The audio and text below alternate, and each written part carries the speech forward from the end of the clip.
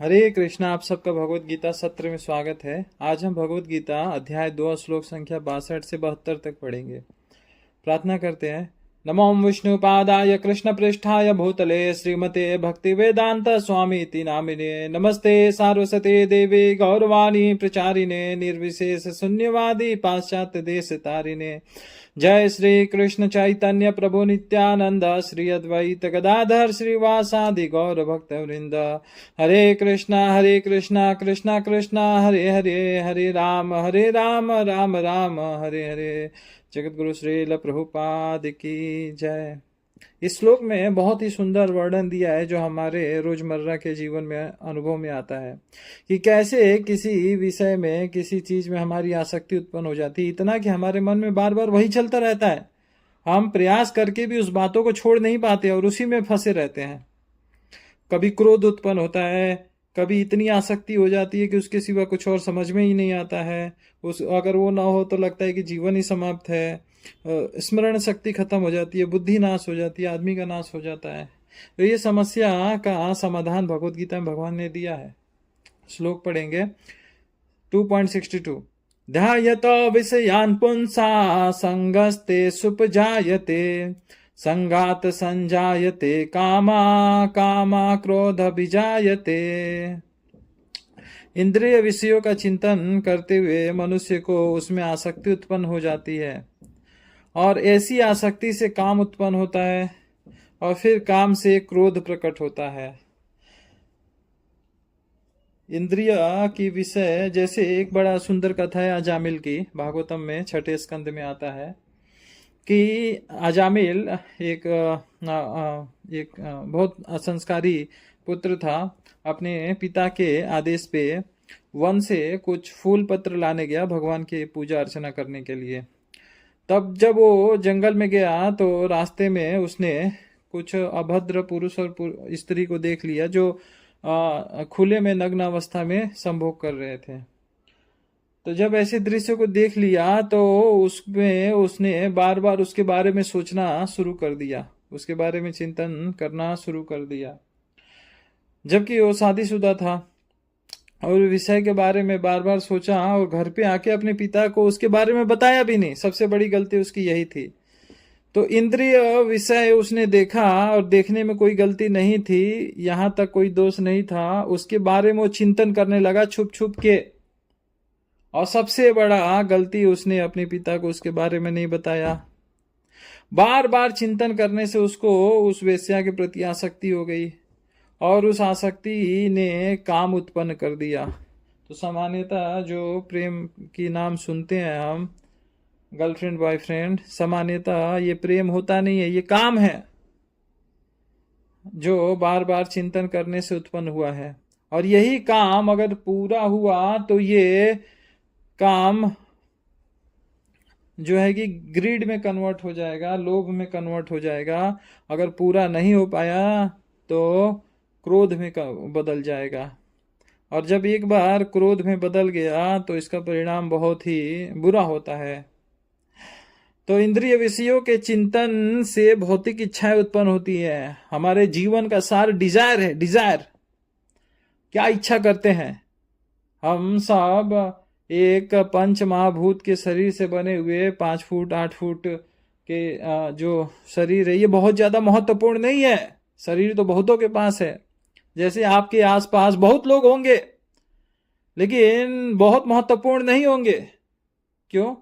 जो आपका हितैषी होता है, आपके बारे में अच्छी इच्छाएं रखता है, शुभ इच्छाएं रखता है, उसी के प्रति आप संवेदनशील रहेंगे, मित्रता करेंगे। कहने का मतलब है ये 6 फुट 8 फुट का शरीर का कोई महत्व नहीं है, शून्य है। इच्छाएं ही सबसे ज्यादा महत्व रखती हैं। इच्छाओं से ही संबंध बनता है, इच्छाओं से ही मैत्रिता बनती है। लेकिन जब भौतिक विषयों के प्रति चिंतन चलता रहता है तो हमारी इच्छाएं जो उत्पन्न होती है वो होती है भौतिक इच्छाएं, और जैसी इच्छाएं वैसे कार्य। तो कार्य तो बहुत महत्वपूर्ण नहीं होती है, इच्छाएं महत्वपूर्ण होती है। देख सकते हैं कि खुला बाजार है, इतने लोग आ रहे हैं, कुछ सब लोग अलग अलग सामान खरीद रहे हैं। क्यों? इच्छाओं के आधार पे इतना बड़ा बड़ा एडवर्टाइजमेंट चलाया जा रहा है। क्यों? इसको लोग देखें, इसके ऊपर चिंतन करें, ताकि उनके अंदर ये भौतिक भोग की इच्छा उठे और ये चीजें सामान खरीदे। तो ये बात को समझ रहे हैं, इसीलिए इंद्रिय विषयों के चिंतन को बढ़ाने के लिए बार बार चीजों को दिखाया जा रहा है। भौतिकवादी जो व्यक्ति होता है वो इंद्रिय विषयों के अधीन होता है, लेकिन इस जंजाल से निकलने का एकमात्र उपाय कृष्ण भावनामृत है। कृष्ण कॉन्शियसनेस, भगवान की चेतना कैसे प्राप्त होगी? अगर कोई विषय भोग के लिए उत्तेजित कर भी रहा है तो भी सहन करने की शक्ति अगर किसी में है तो भगवान की भक्ति में है। जैसे एक बड़ा सुंदर उदाहरण आता है यमुनाचार्य जी का, जो पिछले श्लोक में हमने बताया था कि अगर उनके मन में कोई अगर स्त्री पुरुष के कोई विचार आ जाए तो उसके ऊपर में उसे मन हटा लेते थे और उसके ऊपर थूक देते थे। क्यों? क्योंकि भगवान के सेवा में जो आनंद प्राप्त कर रहे हैं वो बहुत लाखों गुना बड़ा है। तो सार रूप में अगर हम कहें तो हमको भी भगवान की भक्ति से जब तक रस ना मिले, भगवान की कथाओं को सुनने से रस ना मिले, तब तक छोटी छोटी चीजों से हमारा ध्यान हटा पाना बहुत मुश्किल है, असंभव कार्य है। लेकिन अगर कोई भगवान को एक निष्ठ भक्त है, भगवान की संगति के आध्यात्मिक सुख का आस्वादन कर रहा है, तो समस्त भौतिक इंद्रिय सुख को त्याग कर सकता है। और विषय, किसी भी विषय सुख का रंज मात्र भी विचार उसमें इंद्रिय तृप्ति के लिए उत्तेजित नहीं कर सकता है।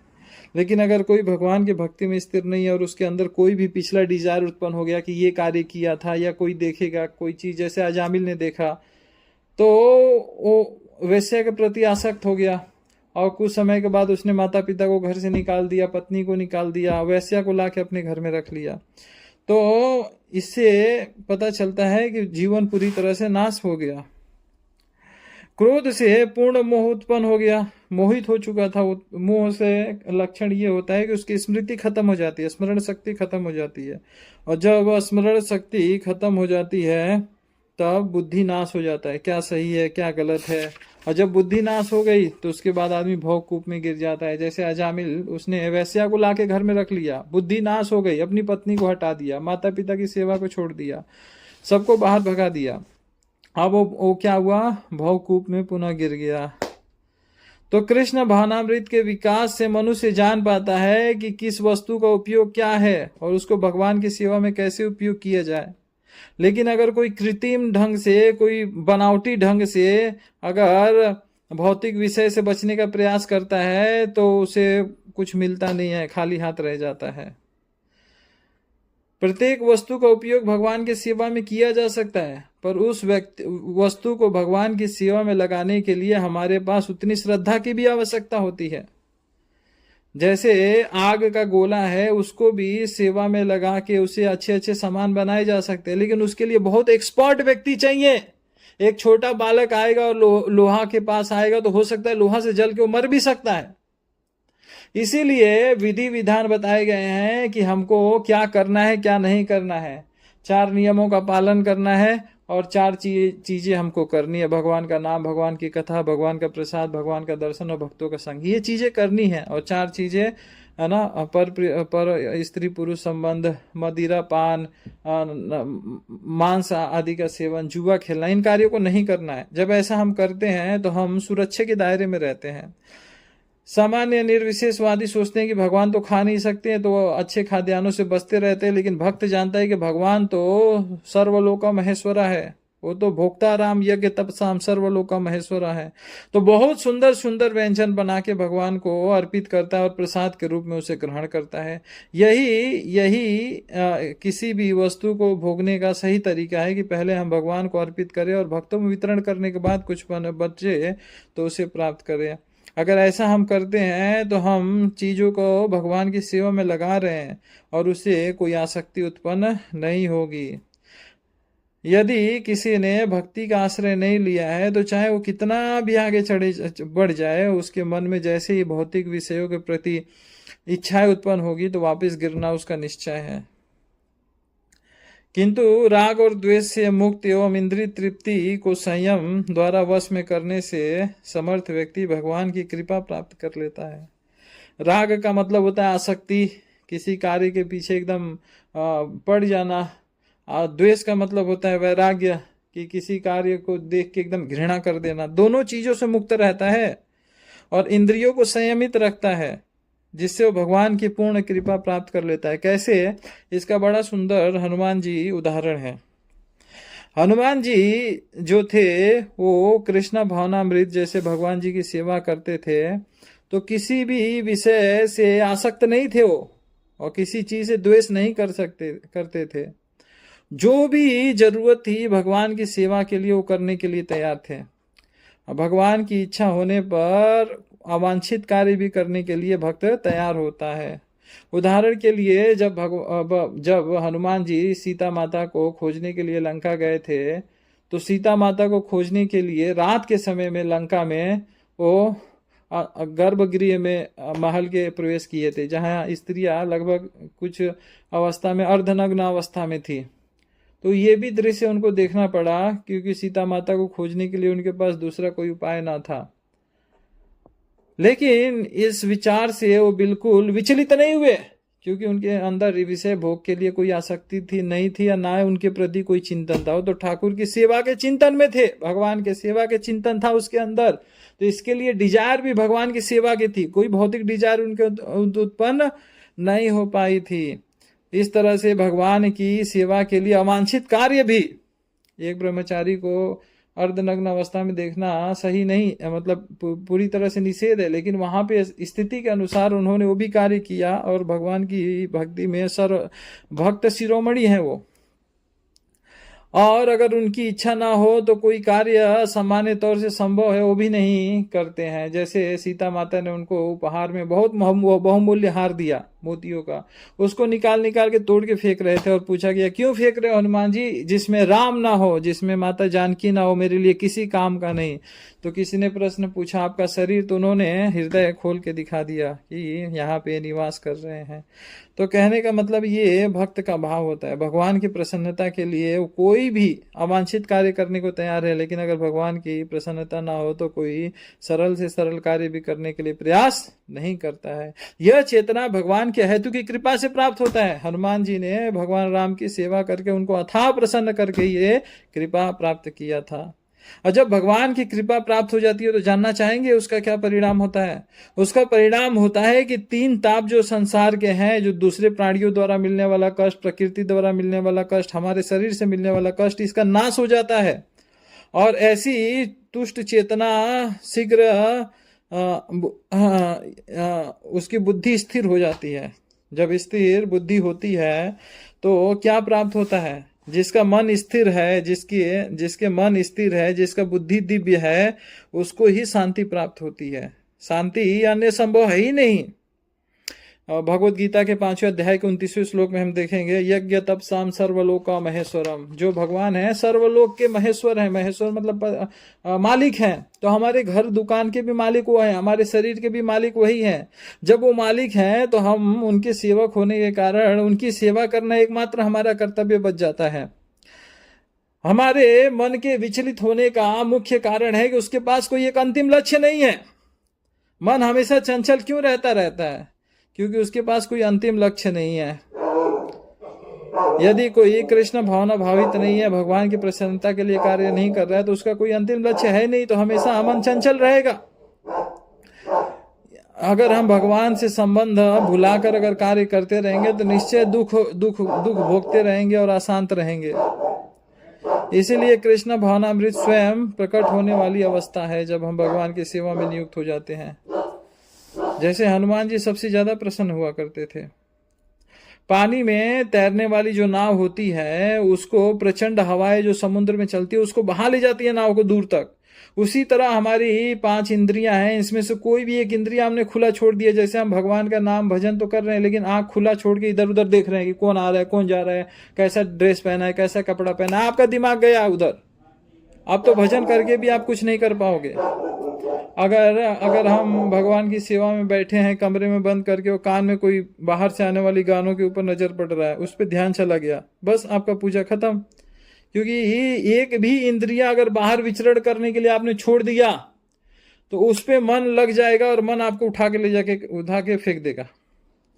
तो अम्बरीश महाराज ने बड़ा सुंदर उदाहरण दिया कि हर इंद्रियों को भगवान की सेवा में लगा दिया था।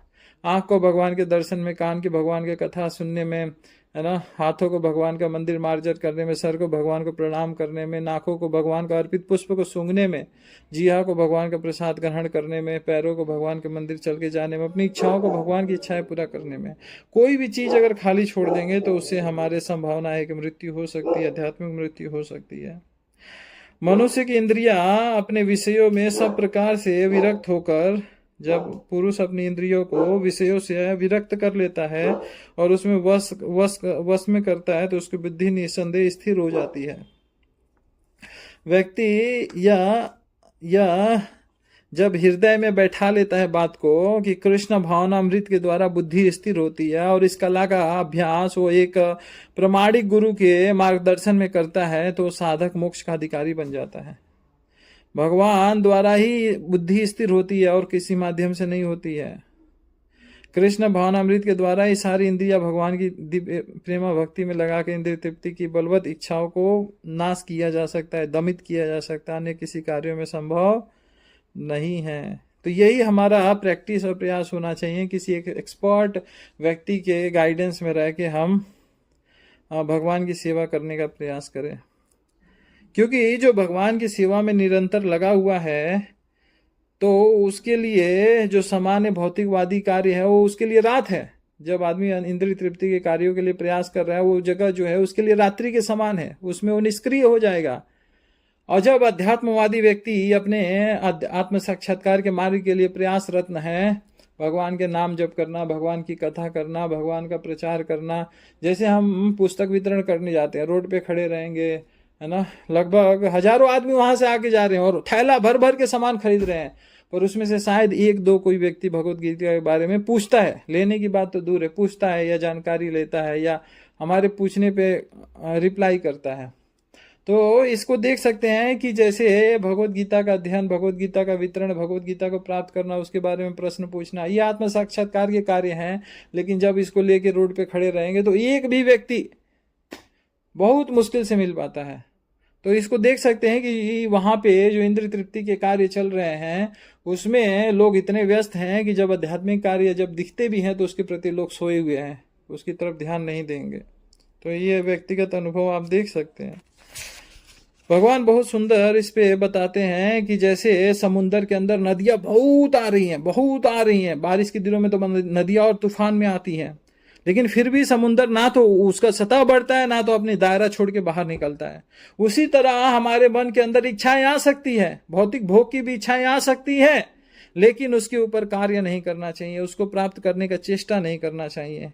यही प्रमाण होता है कि अगर कोई कृष्ण भावना भावित है, इंद्रिय तृप्ति की इच्छा होने के बाद भी इंद्रिय तृप्ति के लिए कभी उन्मुख नहीं होता, उसके लिए कोई प्रयास नहीं करता, उसके लिए कोई चेष्टा नहीं करता है, जबकि सारा उत्साह, चेष्टा, उद्यम भगवान की सेवा के लिए करता रहता है। इस तरह भगवान की दिव्य प्रेमा भक्ति से संतुष्ट रहता है और भगवान के समुद्र की भांति वह पूर्ण शांति को प्राप्त करता है। वह नहीं जो इच्छा आई उसके पीछे कूदने लगा, दौड़ने लगा, वो तो कभी प्राप्त ही नहीं कर सकता है। इसके बहुत सुंदर उदाहरण आता है। प्रभुपाद जी से प्रश्न पूछा गया है कि आप तो पूरे विश्व में प्रचार कर रहे हो, क्या आपको अपने परिवार की याद नहीं आती है? प्रभुपाद जी कहते हैं ये बड़ी स्वाभाविक है। जो परिवार के सदस्य होते हैं वे स्वाभाविक प्रेम के भागी होते हैं और हमें उनकी भी याद आती है, लेकिन हम भगवान की सेवा के निमित्त स्थिर होने के कारण हम अपने मन को समझा के भगवान की सेवा में अपने आप को स्थिर रखते हैं। कहने का मतलब है कि इच्छाएं तो उठती हैं लेकिन उस पर एक्ट नहीं करते हैं।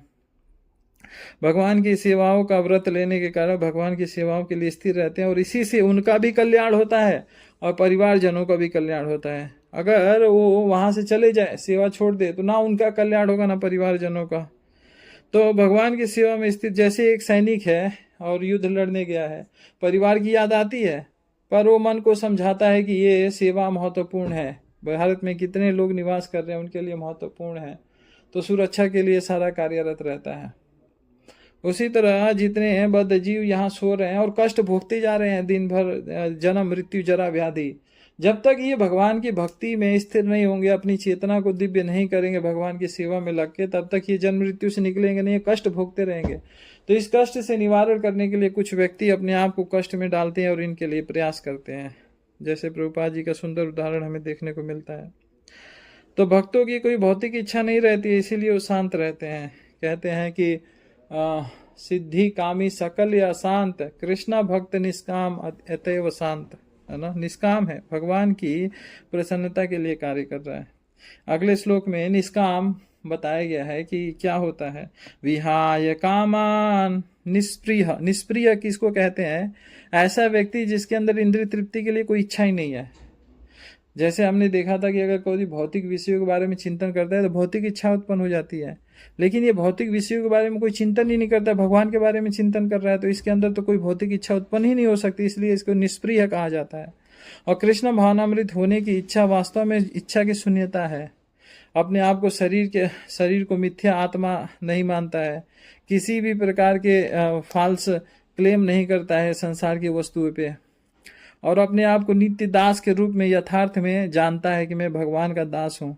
वही वास्तव में कृष्ण भावनामृत में सिद्ध अवस्था प्राप्त कर सकता है।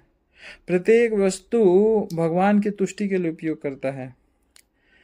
यहाँ पे अर्जुन का उदाहरण देख सकते हैं कि अर्जुन शुरू में युद्ध करना नहीं चाहता था, गांडीव छोड़ चुका था, युद्ध से भागना चाह रहा था, भीख मांगने का प्लान बना रहा था, लेकिन जब जान गया कि ये भगवान की इच्छा है युद्ध करना, तब वो पूरा जी भर लड़ा, शक्ति भर लड़ा।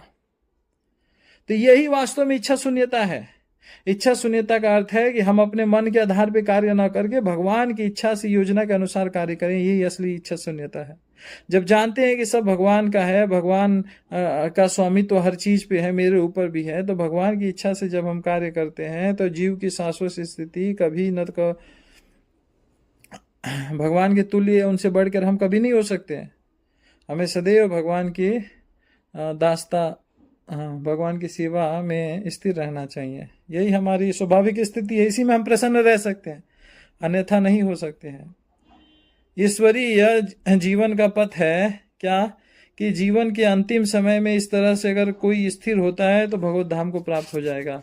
बड़ा सुंदर उदाहरण आता है, प्रश्न पूछा जाता है कि कृष्ण भावनामृत पूर्णता में कितना समय लगेगा। प्रभुपाद जी कहते हैं 1 मिनट, 1 मिनट, है ना। सर्वधर्मान परित्यज्य माम एकम शरणम, भगवान कह रहे हैं कि सब कुछ त्याग कर मेरे शरण में आओ, मैं तुम्हारी सुरक्षा करूंगा। तो जैसे बड़ा सुंदर उदाहरण आता है खटवांग महाराज का, वो देवताओं की सहायता करने गए होते हैं और देवता उनको भोग में कोई भी वस्तु देने के तैयार होते हैं, तो प्रश्न पूछते हैं कि मेरे जीवन में कितना समय शेष बचा है। बड़ा महत्वपूर्ण प्रश्न है।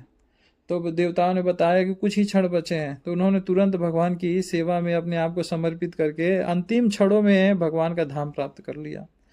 तो कहने का मतलब है कि यही जीवन की शैली है। ये भौतिक जीवन जब समाप्त होता है तब वो जीवन खत्म नहीं होता है, तब तो और सुंदर जीवन शुरू होता है। हमारे कर्मों के अनुसार अगर हमने आध्यात्मिक कार्य किया और भव बंधन से मुक्ति प्राप्त कर लिया है और आध्यात्मिक उन्नति कर लिया है, तो जीवन के बाद एक सुंदर, एक नया और असली जीवन प्रारंभ होता है।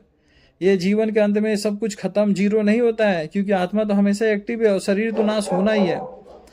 तो भगवान का धाम और भगवान की भक्ति में कोई अंतर नहीं है। जब हम भगवान के भक्ति में लगे हैं, इंद्रिय विषय कार्यों को छोड़कर, तो हम भगवान के धाम में ही निवास कर रहे हैं, पहले ही भगवान के धाम में प्रवेश कर चुके हैं अगर हम भगवान के सेवाओं में लगे हुए हैं तो। भगवत गीता भगवत भक्ति को मुक्त अवस्था माना गया है। भौतिक कार्यों के से ये पूरी तरह से मुक्त है। और इस तरह भक्ति विनोद ठाकुर जी समझाते हैं कि भगवत गीता के दूसरे अध्याय में जो हम पढ़ रहे हैं, इसमें ज्ञान योग, कर्म योग और भक्ति योग तीनों का परिचय दिया गया है। एक तरह से भगवत गीता का सार है ये। तो आज हमने इच्छाओं के ऊपर बात किया कि इच्छाओं का जन्म होता है भौतिक चिंतन से, लेकिन भगवान के चिंतन में, भगवान की सेवाओं के चिंतन में लगे हैं तो भौतिक इच्छाएं उत्पन्न नहीं होंगी, तो हम लाखों संकटों से बच सकते हैं। इसीलिए हमारे पास कोई सेवा होनी चाहिए भगवान की, चाहे हम 5 मिनट भगवत गीता का अध्ययन करें, इसके बारे में लोगों को बताएं, इसको वितरण करें, प्रसाद बनाए, प्रसाद पाए, प्रसादों का वितरण करें, कोई भी कार्य कर सकते हैं। हम बात करें कोई एक्सपर्ट जो फॉलो कर रहा है उससे, इस तरह से हम अपने जीवन को सफल बना सकते हैं। आप सबको बहुत बहुत धन्यवाद। हरे कृष्णा कृष्णा कृष्णा हरे हरे, हरे राम राम राम हरे हरे। जगत गुरु श्रील प्रभुपाद की जय।